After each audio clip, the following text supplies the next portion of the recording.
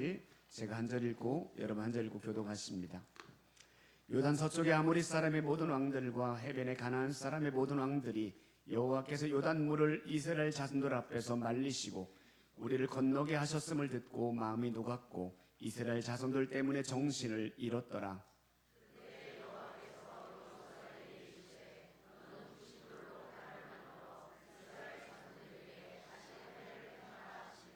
여호수아가 부싯돌로 칼을 만들어 할례산에서 이스라엘 자손들에게 할례를 행하니라.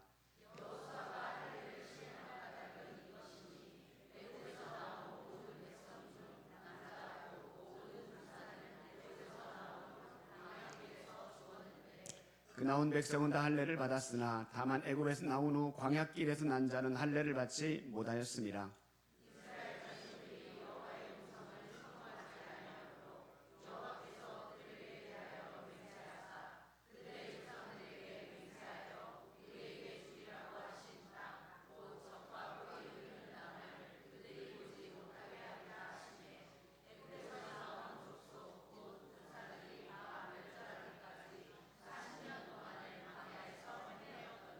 그들의 대를 잇게 하신 이 자손에게 여호수아가 할례를 행하였으니 길에서는 그들에게 할례를 행하지 못하였으므로 할례 없는 자가 되었음이었더라.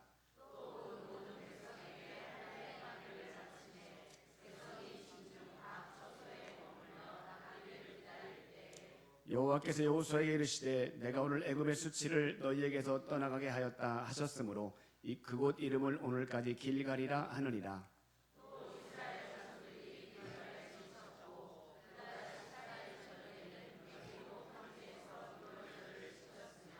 2월절 이튿날에 그 땅의 소산물을 먹되 그날의 무교병과 볶은 곡식을 먹었더라. 또 그 땅의 소산물을 먹은 다음 날에 만나가 그쳤으니 이스라엘 사람들이 다시는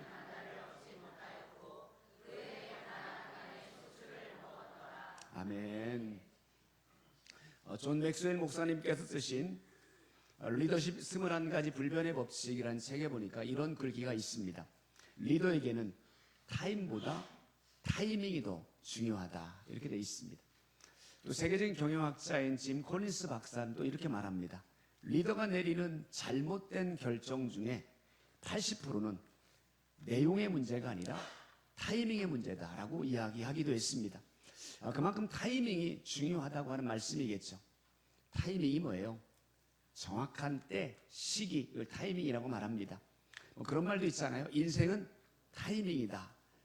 그런데 이 말은 사실은 성경에서 나온 말이기도 합니다. 전도서에 보면 만사가 때가 있다라고 표현하고 있습니다. 심을 때가 있고 거둘 때가 있고 웃을 때가 있고 오를 때가 있고 적당한 때가 있다는 거죠. 때를 놓치면 안 된다라고 말씀하게 됩니다. 저도 시골에서 자랐기 때문에 잘은 모르지만 대충은 압니다. 언제 어떤 씨를 뿌려야 될지는 압니다. 접시는 한 4월 중순에 뿌려서 5월 중순에 모내기를 하게 되어집니다.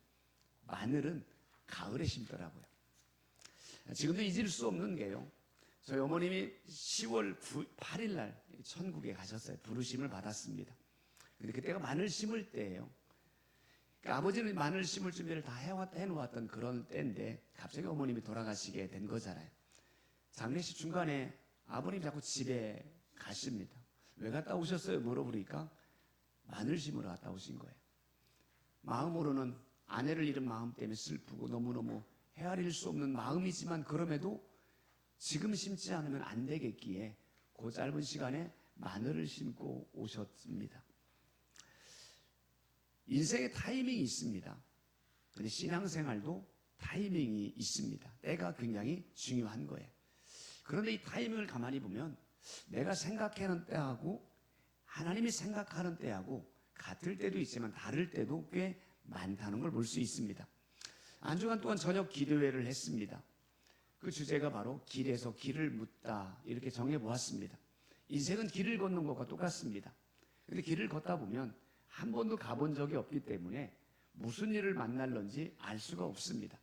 다양한 문제들을 만날 때 우리는 당황합니다. 때로는 두려워하기도 합니다.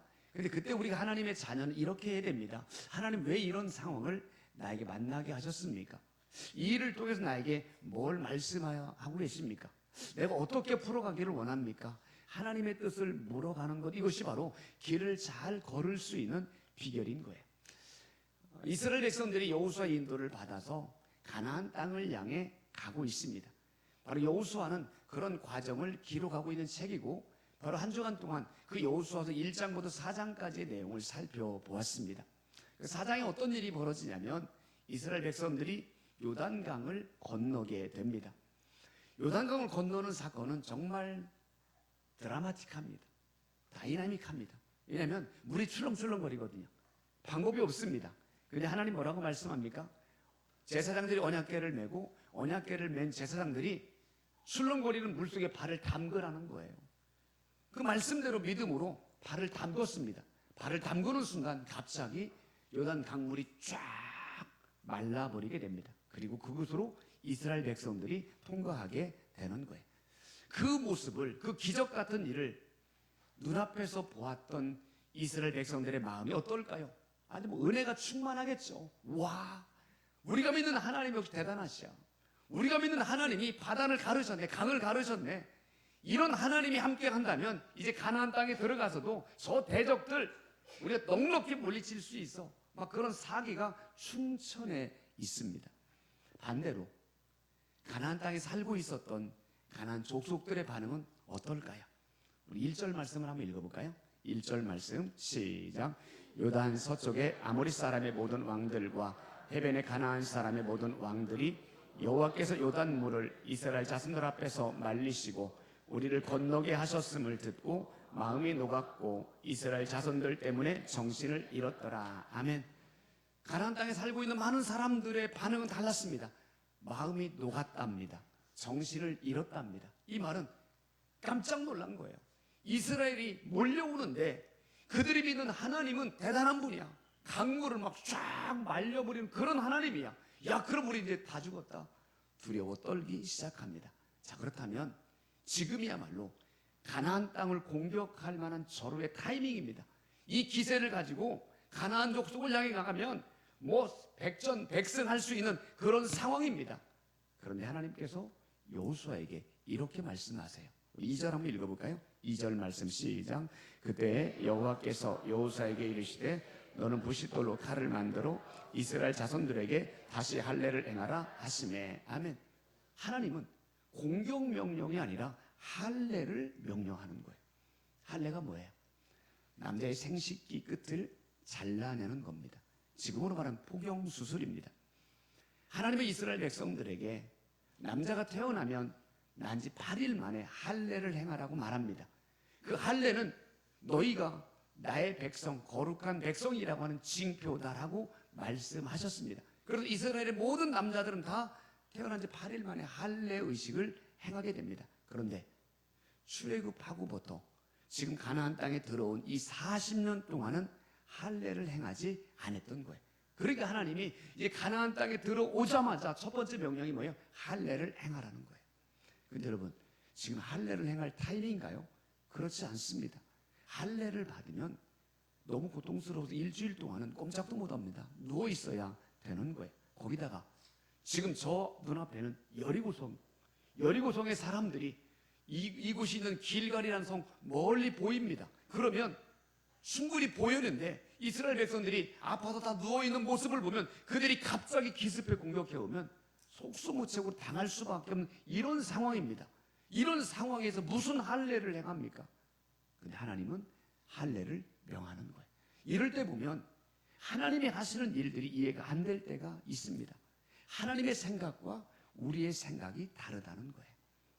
이스라엘 백성들의 생각은 요단강이 갈라지는 기적을 경험했으니까 그 기세를 몰아서 가나안 땅을 정복하는 것, 이것이 그들의 생각이었습니다. 하나님의 생각은 그게 아니에요. 가나안을 정복하는 것보다 거룩이 먼저였던 거예요. 따라해볼까요? 거룩이 먼저다. 왜 그랬을까요? 가나안 땅은 죄악으로 가득한 땅입니다. 성적으로 타락한 자들입니다. 수많은 우상 숭배를 하고 있는 그들이 살고 있는 족속들입니다. 이스라엘 백성들이 그냥 가나안 땅에 들어갔다가는 자칫 잘못하면 그들의 삶의 문화나 그들의 모든 종교에 그냥 동화될 수 있는 상황입니다. 그래서 하나님은 그들이 가나안 땅을 점령하기 전에 먼저 거룩한 삶을 살기로 결단하라. 이것이 더 중요하다라고 말씀하셔서 할례를 명하게 된 거예요. 하나님은 항상 우리에게 무엇이 중요한지를 말씀합니다. 그리고 그 중요한 일을 먼저 할 것을 명령합니다. 우리 마태복음 6장 33절 한번 읽어볼까요? 마태복음 6장 33절 시작. 너희는 먼저 그의 나라와 그의 의를 구하라. 그리하면 이 모든 것을 너희에게 더하시리라. 아멘. 먼저. 뭘 먼저 하라고요? 하나님의 나라와 하나님의 의를 먼저 구하라. 그리하면 이 모든 것 나머지 것들은 내가 책임져 주겠다라는 거. 이게 하나님의 원리입니다. 하나님은 하나님의 관점으로 가장 중요한 게 있습니다. 그 중요한 일을 먼저 할 것을 우리에게 요구합니다. 그러면 나머지는 내가 하겠다. 이게 하나님의 방법입니다. 하나님은요, 전능하신 분입니다. 믿으십니까? 능치 못함이 없는, 불가능이 없는 그런 하나님이십니다. 그런데 그 하나님도 하지 못하는 게 있어요. 아니, 안 하시는 게 있습니다. 그것은 바로 죄가 있는 곳에서는 역사하지 않는다는 거예요. 이 하나님의 원칙입니다. 우리가 말씀 한 절 읽어볼까요? 우리 이사야 59장 2절. 이사야서 59장 2절 시작. 오직 너희 죄악이 너희와 너희 하나님 사이를 갈라놓았고 너희 죄가 그의 얼굴을 가리어서 너희에게서 듣지 않으시게 함이니라. 아멘. 보세요. 너희 죄가 하나님과 우리 사이를 죄는 하나님과 우리 사이를 갈라놓습니다. 단절되게 만들어버립니다. 그리고 내가 안에 죄가 있으면 하나님이 얼굴을 돌리신대. 우리의 기도를 듣지 않으신답니다. 죄가 있으면 아무리 기도해도 듣지 않으신다라고 말씀합니다. 이것이 하나님의 원칙입니다. 그래서 하나님은 늘 어떤 일을 할 때, 어떤 중요한 일을 하기 전에 가장 먼저 뭘 요구하냐면 우리에게 거룩한 삶을 요구하는 거예요. 하나님 모세를 부르실 때 80세 된 모세, 호렙산 떨기나무 밑에서 부를 때 모세에게 뭐라고 요구합니까? 내 발에서 신을 벗으라 라고 말합니다. 이 말은 뭐예요? 지금까지 살아왔던 내 모든 삶을 정리하라는 거예요. 이제부터 너는 나의 부르심을 받고 나의 뜻과 나의 말씀대로 살아가야 된다라고 하는 것을 말하는 거예요. 그런데 오늘 5장에도요 여리고성을 점령하거든요. 그 점령하기 전에 여호수아에게도 동일하게 요구합니다. 우리 5장 15절 한번 읽어볼까요? 여호수아 5장 15절 시작. 여호와의 군대 제장이 여호와께 이르되 내 발에서 신을 벗어라. 내가 선 곳은 거룩하니라. 아멘. 똑같습니다. 모세에게 요구했던 것처럼 여호수아에게도 네 발에서 신을 벗어라라고 말합니다. 지금까지 내 모든 방법들 벗어버리고 이제부터는 내가 하는 대로, 내가 원하는 대로 살아가라라고 하는 말씀인 겁니다. 이처럼 하나님은 지금 가나안 땅을 정복하는 것보다 뭐가 더 중요한 거예요? 거룩이 중요한 거예요. 그래서 지금이야말로 거룩을 결단해야 될 타이밍이라고 하나님 말씀하게 됩니다. 우리 이 말씀을 가만히 묵상하다 보면 이스라엘 백성들에게 주셨던 이 말씀은 오늘 우리에게 주시는 메시지이기도 합니다. 하나님은 우리에게 뭘 요구합니까? 사랑하는 아들아 딸아, 나는 너가 거룩한 삶을 살기를 바래. 거룩한 삶을 결단하기를 원하는 거예요. 그런 사람만 하나님이 쓰시거든요. 디모데후서 2장에 큰 집에 금그릇, 은그릇, 나무그릇 많은 그릇이 있는데 주인이 어떤 그릇을 쓴다겠어요? 깨끗한 그릇을 쓰신다라고 말씀합니다. 하나님은 우리에게 말씀합니다. 거룩한 삶을, 깨끗한 그릇을 만들 것을요. 우리 새해가 되면 많은 다짐을 하잖아요. 올해는 이렇게 했으면 좋겠다. 올해는 좀 이런 일들이 이루어졌으면 좋겠다. 나름대로 계획과 소망들이 많이 있습니다. 그런데 하나님은 그런 우리에게 그것보다 먼저 너가 거룩한 삶을 살기로 결단하면 좋겠다라고 우리에게 말씀하고 계십니다. 그리고 지금이 새해잖아요. 연초잖아요. 지금이 거룩한 삶을 결단할 최적의 타이밍이라고 말씀하고 계십니다. 사랑하는 여러분, 새해가 밝았습니다. 많은 바람과 소원이 있겠지만 그 무엇보다도 올 한 해 내가 하나님 앞에서 거룩한 삶을 살겠습니다. 결단하시기를 주의 이름으로 축원합니다. 그런데 하나님은 거룩한 삶을 결단하기로 말씀하면서 약속이 담겨져 있는 거예요. 이 말은 뭐냐면 너희가 할례를 받아라. 그러면 대적들이 일주일 동안에 너희들에게 쳐들어오지 못하도록 내가 막아주겠다는 거예요. 거룩한 삶을 살기로 결단하면 내가 너희들을 지켜주겠다는 거예요. 가나안 땅을 차지할 수 있도록 내가 인도해 주겠다는 약속입니다. 우리에게도 말씀합니다. 너희들이 거룩한 삶을 살기로 결단하면 내가 너의 가정을 지켜줄 것이다. 내가 너의 자녀와 손주들의 삶을 인도해 줄 것이다. 네가 거룩을 결단하면 내 사업장을 내가 책임져 줄 것이다. 사랑하는 여러분, 올 한 해 거룩을 결단하심으로 하나님의 보호해 주심과 지켜주심의 은혜를 경험하시기를 간절히 축원합니다. 따라합시다. 거룩을 결단하자. 한번 다시 거룩을 결단하자. 어떻게 거룩해 줄 수 있어요?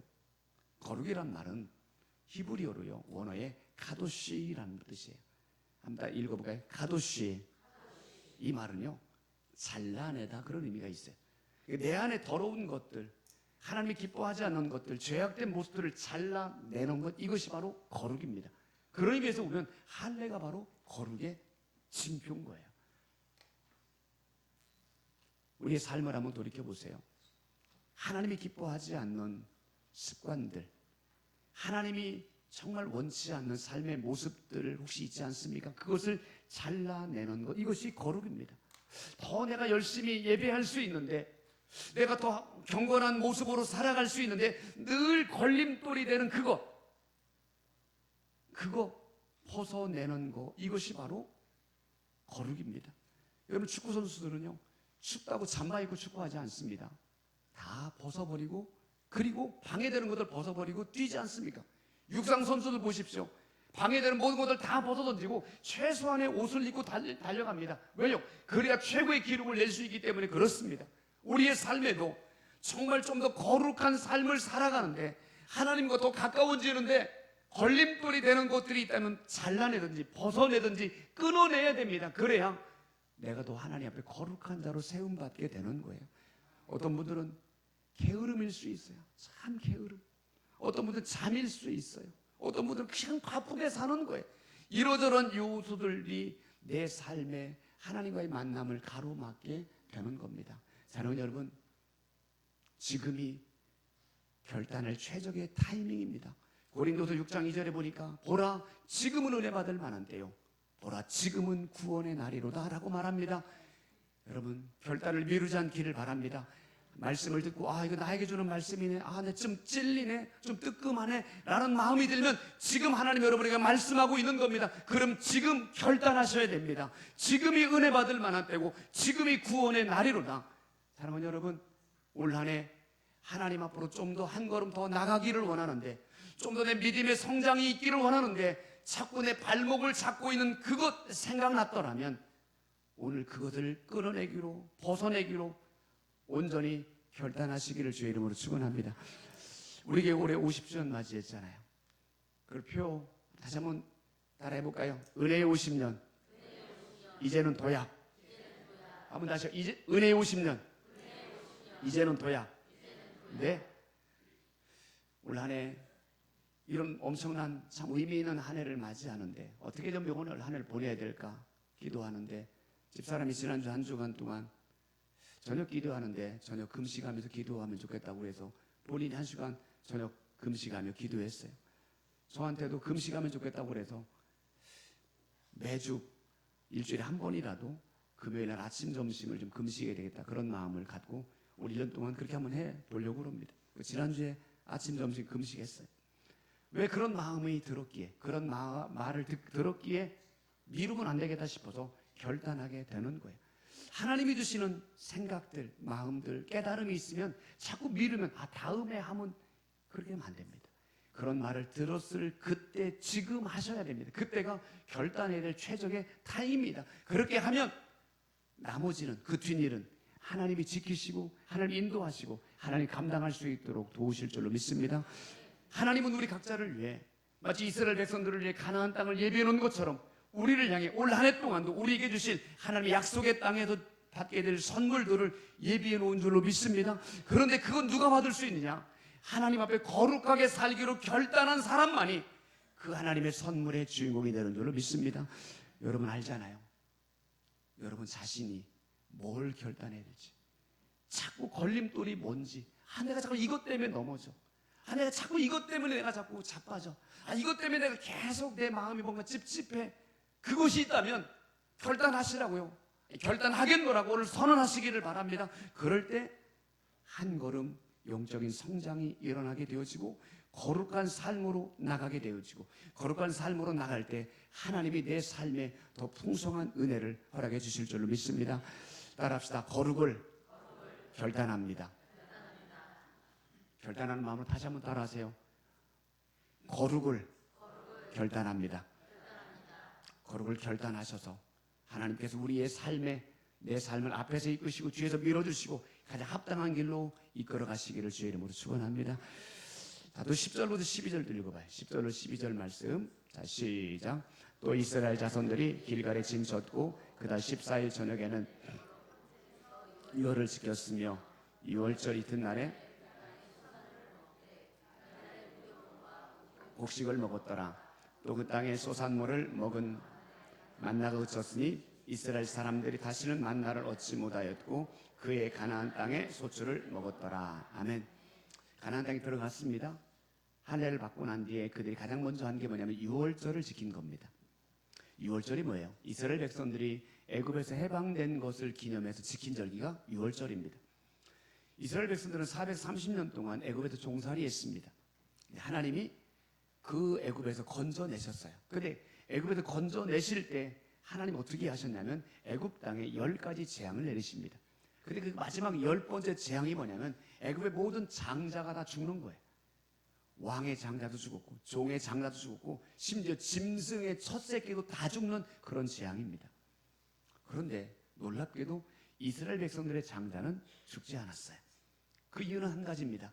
이스라엘 백성들은 어린 양을 잡아서 그 피를 문 설주와 문 임방에 다 발랐기 때문에 죽음의 재앙이 애굽을 덮칠 때에 피가 묻어져 있는 가정은 죽지 않고 넘어간 거예요. 이 넘어간 거, 이것이 패스오버.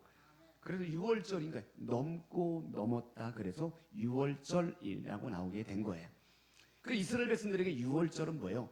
죽음에서 건짐받은 날인 거예요. 근데 이스라엘 백성들이 한 것은 아무것도 없어요. 그냥 어린 양의 피를 발랐을 뿐인데 죽음의 재앙에서 건짐받은 거예요. 그래서 이 사건이야말로 전적인 하나님의 은혜였던 겁니다. 이 사건은 훗날 뭐예요? 예수 그리스도를 예표하지 않습니까? 어떤 사람이든지 어떤 죄를 범했든지 흉악한 죄인이라 할지라도 예수 그리스도를 믿으면 그분의 피를 바르면 그분 안에 거하기만 하면 어떠한 죄도 용서함 받고 구원받게 되는 줄로 믿습니다. 이것이 예표잖아요. 그리고 6월절을 지킨다는 건 뭐냐면 나를 죽음의 재앙에서 건져주신 하나님의 은혜를 기억하는 것이고 그 은혜에 대한 감사를 고백하는 것, 이것이 바로 6월절을 지키는 거예요. 그런데 이스라엘 백성들이 애굽에서 나오고 나서부터 40년 광야 생활 동안은 6월절을 한 번도 못 지킨 거예요. 지난 40년 광야 생활을 돌아본 이스라엘 백성들에게는 은혜죠. 애굽에서 건진받은 것도 은혜, 홍해 바다를 가르신 것도 은혜, 광야에서 매일매일 만나와 메추라기를 먹여주시고 구름 기둥으로 불 기둥으로 덮어주시고 이런 모든 것들이 다 하나님의 은혜입니다. 그 은혜로 드디어 요단강을 넘어 가나안 땅에 들어왔습니다. 오자마자 이제는 하나님의 은혜를 기억하고 그 은혜에 대한 감사의 마음을 담아서 6월절을 지켜라 라고 말씀하게 되는 거예요. 오늘 이 모습을 보면 하나님의 마음이 느껴지는 거예요. 이스라엘 백성들은 지금 빨리 가나안 정복해서 그 땅의 주인공이 되고 싶은 거예요. 그런데 하나님은 가나안 땅을 정복하는 것보다 더 중요한 게 또 한 가지 있어요. 아까는 거룩이 먼저라고 그랬죠. 두 번째, 따라합시다. 예배가 먼저다. 네, 하나님에겐 예배가 먼저였던 거예요. 가나안 땅 정복하는 거 나중에 내가 다 해줄게. 그럼 너희는 첫 번째는 거룩한 삶을 결단해. 이게 더 중요한 거고, 두 번째는 내 은혜를 기억하고 나에게 감사를 고백하는 예배드려. 예배가 먼저야 라고 그들이 강조하게 되는 거예요.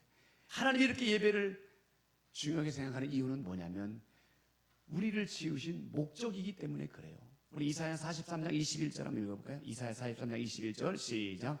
이 백성은 내가 나를 위하여 지었나니 나를 찬송하게 하려 함이니이다. 아멘. 하나님 우리를 만드신 이유와 목적이 바로 나를 찬양하게 하려 합니다. 찬양이 뭐예요? 예배잖아요. 높이는 거잖아요.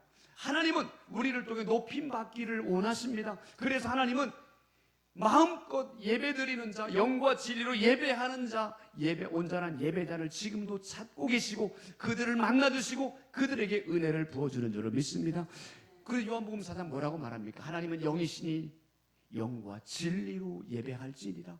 성령께 이끌림 받는 마음, 진심을 담아 드리는 예배자, 이런 예배자를 하나님은 지금도 찾고 계시다는 거예요. 다른 많은 결단도 필요하지만 이 결단이 있기를 바라요. 그래, 올 한 해 온전한 예배자로 내가 살아가겠습니다. 이렇게 결단하시기를 바랍니다. 따라합시다. 온전한 예배자로 살아가겠습니다. 네, 올 한 해 정말 하나님이 보실 때 그냥 앉아있는 예배자가 아니고, 그냥 묵고 졸고 있는 예배자가 아니고, 이 시간 하나님이 이곳에 임재하심을 느끼고 하나님이 나를 바라보고 있음을 느끼고 그 하나님이 기뻐 받으실 만한, 하나님이 흐뭇해 하실 만한 그런 온전한 예배자, 하나님이 찾으시는 예배자로 다 서시기를 주의 이름으로 축원합니다. 저녁 기도했잖아요. 너무너무 감사했어요. 매일마다 한 70여 명의 성도님들이 막 와서 기도하고 예배드리는데 얼마나 마음에 감동이 드는지 몰라요. 평소에 수요일이나 금요일보다 한 2배 이상 나와서 예배드리니까 너무너무 좋은 거예요. 저는 늘 기도회 할 때마다 주일날도 그렇지만 예배 30분 전에 제가 늘 저 현관에서 늘 성도님들을 맞이합니다.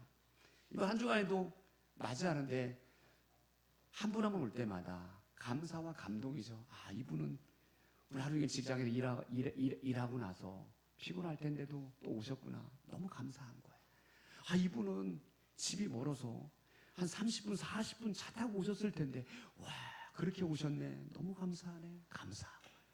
이분은 따뜻한 집에 앉아 있었을 텐데 그 따뜻한 집에 계시다가 저녁에 어두운 밤에 밖에 나와서 오는 게 쉬운 일이 아닌데 그래도 그 모든 걸 뚫고서 이렇게 또 나오셨네. 너무너무 감사하네.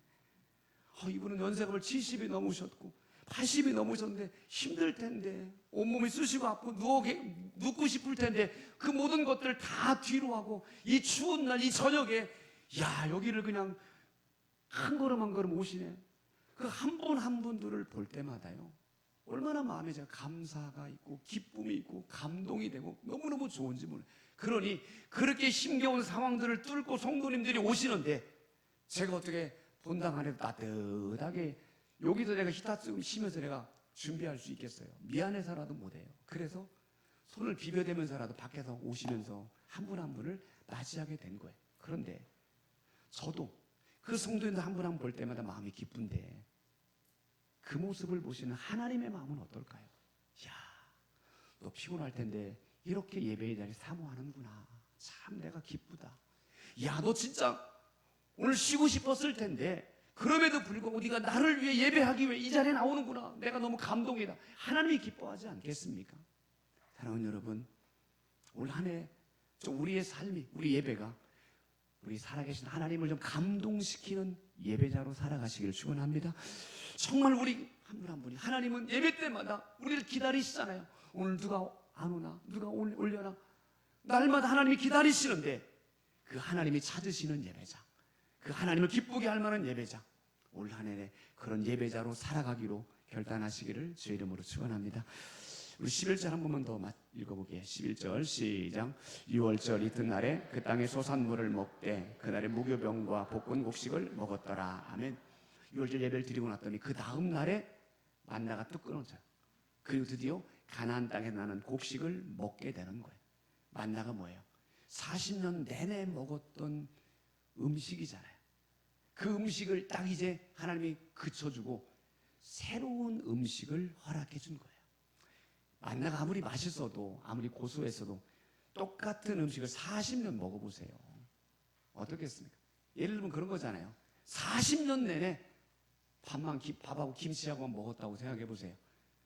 얼마나 힘들었겠습니까? 그러다가 맛있는 갈비 하나를 먹어보세요. 눈이 번쩍 띄지 않겠습니까? 이스라엘 백성들이 그런 거예요.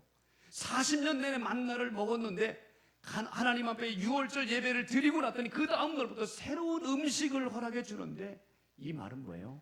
하나님을 예배하는 자에게 새로운 은혜를 부어주신다는 거예요. 세상이 줄 수 없는 은혜, 와, 지금까지 경험해보지 못했던 놀라운 은혜를 하나님이 주시겠다라고 약속해 주는 거예요. 사랑하는 여러분, 이처럼 하나님을 예배할 때마다 하나님은 우리에게 세상이 줄 수 없는, 세상에서 맛볼 수 없는 새로운 은혜를 선물로 허락해 주는 줄로 믿습니다. 광고했지만 예배 전에 오셔서 그냥 멀뚱멀뚱 앉아있지 마세요. 제가 예배를 위한 7가지 기도문을 제가 매주마다 적어놓을 겁니다. 이 기도문은 제가 한 기도문이 아니에요. 기도 많이 하시는 한 분이 책으로 썼어요. 읽는 기도라는 책을 쓰셨는데 그 책이 참 귀해요. 읽는 것만으로 기도가 돼요. 그래서 그 기도문에서, 그 책에서 제가 매주마다 7개씩 기도문을 제가 발췌해서 써놓을 거예요. 보시면서 기도하는 마음으로 읽으세요. 읽으면서 기도하세요. 예배를 준비하는 마음으로 읽으시란 말입니다. 그러면서 예배를 준비하고 기도로 준비하다 보면 예배가 준비가 되어지고, 그렇게 준비된 예배에 하나님이 만나고 하나님 은혜를 부어주실 줄로 믿습니다. 예배는요, 준비하지 않으면 하나님 만날 수 없습니다. 몸도 준비하고 마음도 준비하고 우리의 영혼이 하나님을 향해 온전히 집중해서 준비할 때 하나님 예배를 통해서 만나주시고 하나님의 임재를 경험하고 하나님의 풍성한 은혜를 허락해 주실 줄로 믿습니다. 말씀 마무리합니다. 새해가 밝았습니다. 많은 기대와 소망들이 있을 겁니다. 하나님의 생각은 다릅니다. 그런 것들은 너 나에게 맡기고 너는 거룩이 먼저야, 예배가 먼저야, 이렇게 살기를 우리에게 원하십니다. 그 지금이야말로 거룩한 삶을 살겠노라고 결단할 최적의 타이밍입니다.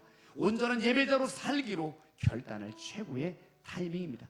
사랑하는 여러분, 올 한 해 거룩한 삶을 살기로 결단하시기를 바랍니다. 그러면 이스라엘 백성들을 적들의 공격에서 지켜주신 것처럼 하나님께서 올 한 해 동안도 우리를 환난 중에서도 지키시고 인도해 주실 줄로 믿습니다.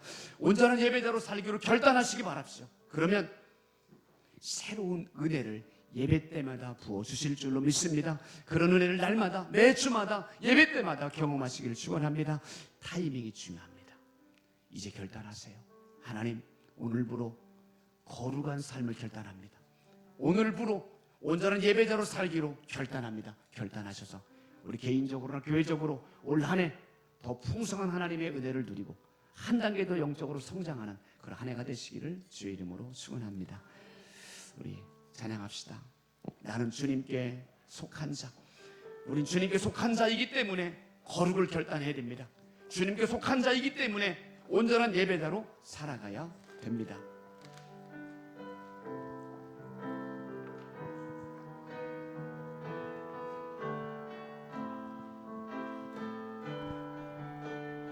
나는 주님께 속한 자. 나는 주님께 속한 자 되어 주의 나라 위해 전심으로 살리라. 주의 마음에 합한 자 되어 맡기신 소명이 나는 주님께 속한 자. 나는 주님께 속한 자 되어 주의 나라 위해 전심으로 살리라. 주의 마음에 합한 자 되어 맡기신 소명이. 우리 한번 다시 우리 가슴에 손을 대고 나는 주님께, 나는 주님께 속한 자 되어 주의 나라 위해 전심으로 살리라. 주의 마음에 합한 자 되어 맡기신 소명이 이루리. 아멘. 함께 기도하기 원합니다. 나는 주님께 속한 자입니다. 예수 그리스도의 보혈로 거듭난 자입니다. 그러면 거룩한 삶을 살아야 되지 않겠습니까? 거룩한 삶을 살기로 결단하시기 바랍니다. 온전한 예배자로 살기로 결단하시기 바랍니다. 올 한 해 거룩을 결단합니다. 온전한 예배자로 결단합니다. 우리 이렇게 살기로 우리 같이 한번 결단한 마음으로 함께 기도하시겠습니다. 하나님 아버지, 이 시간 하나님 앞에 결단합니다. 나는 예수 그리스도의 보혈로 거듭난 자이기에 주님의 핏값으로 영원한 생명을 얻은 자이기에 하나님 방법대로 살기 원합니다.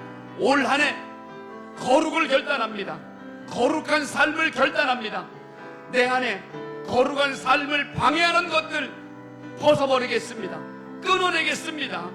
하나님 거룩한 삶을 통해서 더욱더 하나님께로 가까이 나아가기를 원합니다. 더욱더 하나님과의 친밀한 교제가 이루어지기를 원합니다. 우리 안에 거룩을 방해하는 것들을 과감하게 끊어내게 하여 주옵소서. 지금이 적절한 타이밍입니다. 지금 결단합니다. 그 결단하오니 하나님 그 결단이 그대로 지속될 수 있도록 도와주시옵소서. 온전한 예배자로 살기로 결단합니다. 하나님 앞에 온전한 예배자, 하나님이 받으실 만한 예배자, 하나님이 찾으시는 기뻐할 만한 예배자로 살기로 결단합니다. 하나님 올 한 해 예배에 집중하게 도와주시고 예배 준비하게 도와주시고 예배 때마다 하나님을 만나는 은혜가 있게 하여 주옵소서. 올 한 해 거룩한 삶이 깊어지게 도와주시고 하나님을 예배하는 예배자로 살게 도와주셔서 하나님 우리의 삶을 지켜주시고 이끌어주시고 하나님 세상이 줄 수 없는 그 놀라운 새로운 은혜를 올 한 해도 풍성히 공급받고 경험하는 우리의 삶이 되게 하여 주시옵소서. 그렇게 살아갈 수 있도록 힘과 은혜를 더하여 주시옵소서. 예수님의 이름으로 기도합니다. 아멘. 하나님, 이 시간 결단합니다. 우리는 그냥 사람이 아니라 예수님의 핏값으로 구원받은 하나님의 거룩한 백성인 줄로 믿습니다. 주님께 속한 자이기에 결단합니다. 거룩한 자로 살겠습니다. 온전한 예배자로 살아가겠습니다. 그렇게 살아갈 수 있도록 은혜를 더하여 주옵소서. 거룩한 삶을 방해하고 지장이 되는 모든 것들을 벗어내고 끊어내게 도와주시고 지금 결단합니다. 미루지 않겠습니다. 올 한 해 그래서 하나님 앞에 거룩한 자로 살아가기로 결단합니다. 하나님 온전한 예배자로 살기 원합니다. 예배 때마다 그래서 하나님을 만나고 하나님의 임재를 경험하는 예배자가 되게 하여 주옵소서. 그렇게 결단함으로 올 한 해 동안 하나님의 지켜주시는 은혜, 하나님의 놀라운 새로운 은혜를 날마다 매주마다 경험해 살아가는 우리의 삶이 되게 하여 주옵소서. 이제는 온전한 예배자를 찾고 계시는 우리 주 예수 그리스도의 은혜와 거룩한 사람을 통해 역사하시는 하나님의 그 크신 사랑하심과 지금 결단하는 사람들을 도와주시는 성령님의 교통하심이 충만하심이 거룩을 결단하고 예배자로 살기로 결단하는 사랑하는 모든 성도들과 저들의 가정과 삶의 현장 위에 우리 교회와 나라와 민족 위에 저 북녘 땅에 있는 믿음의 형제들과 수많은 선교사님들의 사역 위에 영원히 함께 하시기를 간절히 축원하옵나이다. 아멘.